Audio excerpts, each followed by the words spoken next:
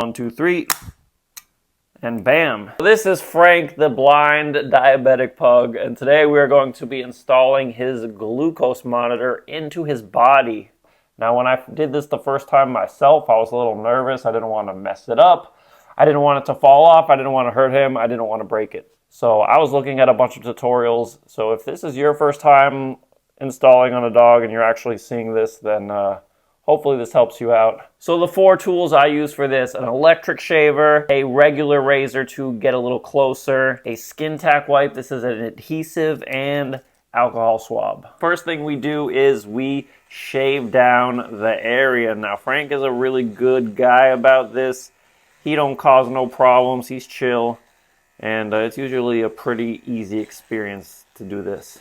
I don't want it too close to where his harness can mess with it when I go for walks, but I also don't want it too far down either. All right, now next up I have a little razor that I use just for him, just to get a little closer shave of some of the fur, because the glucose monitor sticks with an adhesive and the fur can get in the way if there's too much fur there. We have the alcohol pad. This is just to sanitize, make sure everything is clean. And then we have these skin tack wipes. So the monitor comes with adhesive on it, but this is going to add a little extra stickiness, make it stick more. In the past, when I have not used this, I have had the monitor come off sometimes earlier than it needs to, and these are not cheap, so we want to make the most of them. So this is what the Libre looks like. You just spin it open, and that's the little, I don't know if you can see, there's a little needle that is going to be implanting into his body, and then that little chip, that is the glucose monitor.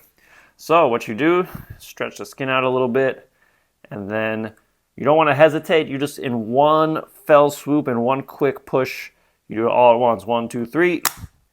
And then I like to hold it for a little bit. I could technically just take it away right away, but I want to let it just kind of simmer, stick a little bit. And he's always very good. He doesn't complain. So we let that stick, and then you also don't want to take this off slowly. You want to take it off fast, and bam, it is installed. That's what it looks like.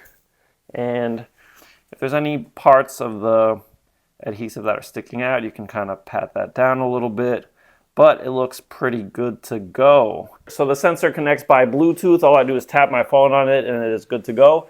And then I can know what his blood glucose levels are. And that is how you install a Freestyle Libre specifically on a dog.